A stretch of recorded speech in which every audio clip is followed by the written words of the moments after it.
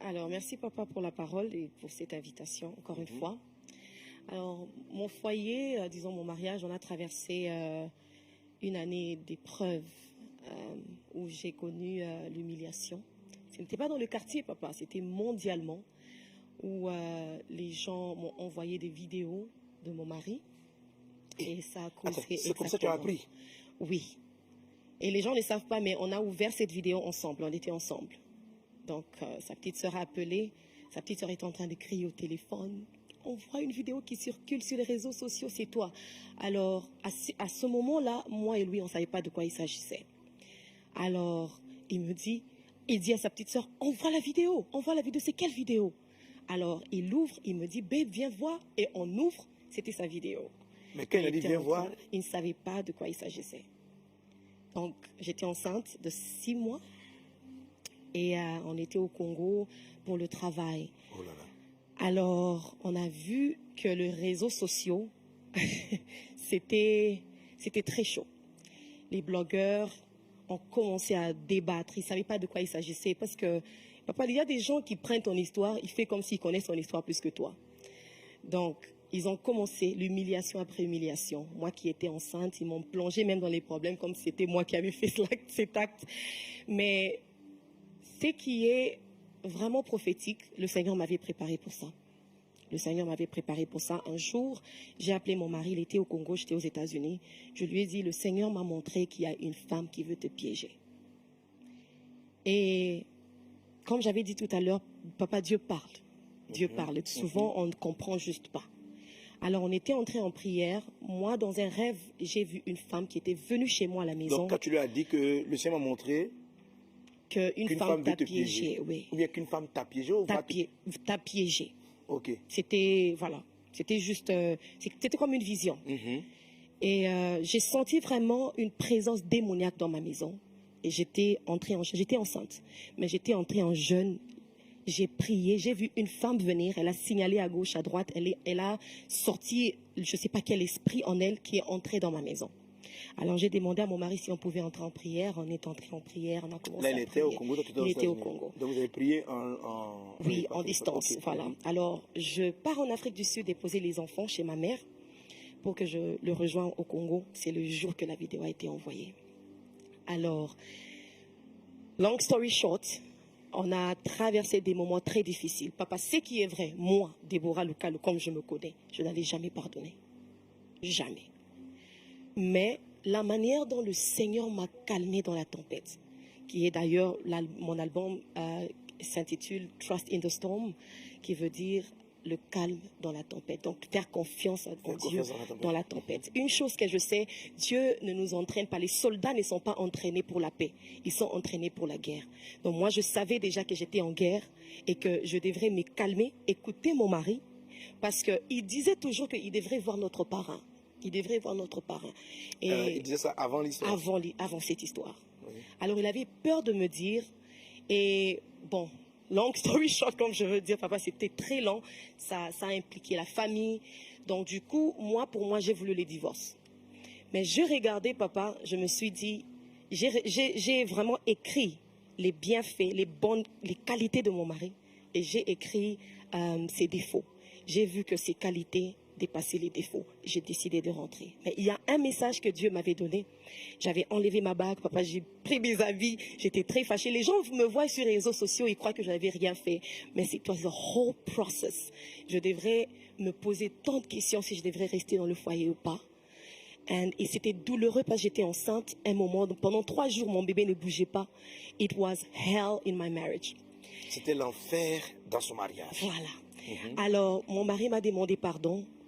Et papa, ce qui est bon dans ça, mon mari et moi, on a toujours cru dans le ministère de mariage. Donc, on tenait des conférences sur Instagram où on parlait sur le mariage. Beaucoup de gens disaient que c'était trop tôt pour nous de le faire parce qu'on avait 2 ans, 3 ans de mariage. On avait des messages. Toi, tu veux nous prêcher quoi? Tu n'as rien à nous dire. Ça fait seulement 3 ans que tu es marié. Moi, j'aime beaucoup le mariage. Jusqu'aujourd'hui, je dis, si je pouvais me remarier, j'allais toujours me remarier avec cet homme-là.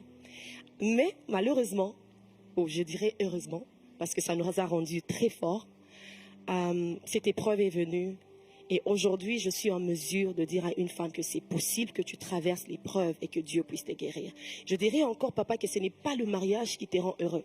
C'est 2 personnes heureuses qui rendent un mariage heureux. Donc les gens me voyaient sur les réseaux sociaux, mais tu souris pourquoi? Tu fais semblant pourquoi?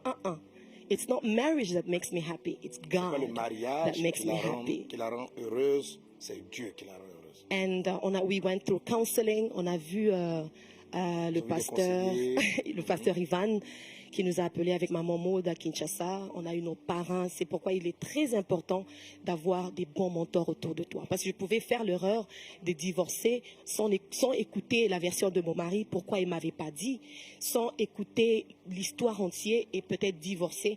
Mais parce que j'avais des bonnes personnes autour de moi, mes parents, ma mère, les pasteurs qui étaient là, ils m'ont conseillé. J'ai écouté l'histoire de mon mari et on a conclu.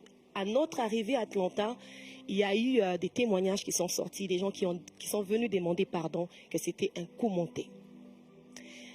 Un coup monté pour le piéger, lui. pour le piéger, oui, et lui faire la vidéo pendant qu'il s'habillait. Waouh. Donc, je ne veux vraiment pas entrer en détail parce que Mais ton mari très tôt était repentant. très repentant. Très repentant. C'est pourquoi même je suis restée. Très repentant. Ça n'a pas été une vie. Pas du tout. Ok. Pas du tout. Parce que, pasteur, il faut connaître à qui tu es marié. Il faut vraiment connaître à qui tu es marié. Si tu as déjà Maintenant, peut-être soupçonné. Donc, la première des choses pour la guérison, c'est que tu l'as écouté. Je l'ai Non, écouté. d'abord le Seigneur t'a parlé. C'est à quel moment tu as fait le pour et le contre?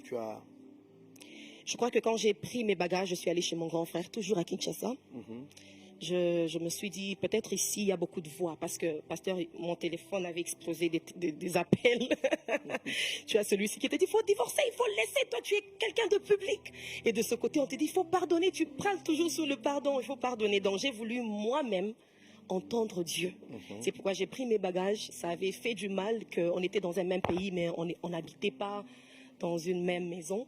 Je devrais moi-même écouter Dieu. Et j'ai entendu Dieu me dire, don't miss the price of your pain. Don't miss. The price of your pain. Ne manque pas le prix De ta douleur. de ta douleur. Voilà. C'est pour cela dit quoi littéralement? Ne manque pas le prix de ta douleur. Voilà. Don't miss it. Donc, Dieu a un plan. Alors, c'est pourquoi j'ai écrit le livre qui s'appelle Your Pain Has a Purpose. God is not a waster. Dieu utilise. Elle a écrit le livre voilà, qui dit ta peine, ta douleur a un objectif, a un but. un but.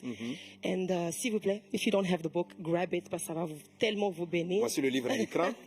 Voilà. It's gonna bless you tremendously. Le livre va te bénir. Voilà. So, Pastor, for me, it was something that humiliated me. Ça m'a humilié. Pour elle, c'était très humiliant. It was painful. But through Très it, douloureux. God gave me a message. Mais au travers de cela, Dieu lui a donné un Et message. c'est pourquoi je veux dire à quelqu'un que toute épreuve que tu traverses, Dieu a un plan. God always has a plan with it. And today, papa, moi j'aimais beaucoup le mariage. J'ai parlé toujours sur le mariage. Dieu a dit, tu veux que je t'utilise dans le domaine de foyer? Ok, je te donne cette épreuve. Ah là là, encore on dit Yako. Yako, Yako, Yako, Yako, Yako. Très beau témoignage, très beau témoignage. Amen. Et tu vois, Déborah, à l'intérieur de ton témoignage, on a le process du Saint-Esprit. Comment est-ce qu'on est guéri? Amen. Alors, ce que je veux partager avec toi, donc, sur la base de la parole de Dieu, c'est comment est-ce que tu te sors d'une situation pareille. Amen. Je vais traiter quelques points, je ne peux pas tous les dire. Comment Dieu te sort de la situation pareille. Et ici, vous avez vraiment opéré le travail du Saint-Esprit. Amen. Ce qu'elle a vécu, c'est le travail du Saint-Esprit. Amen. Alors, la vérité...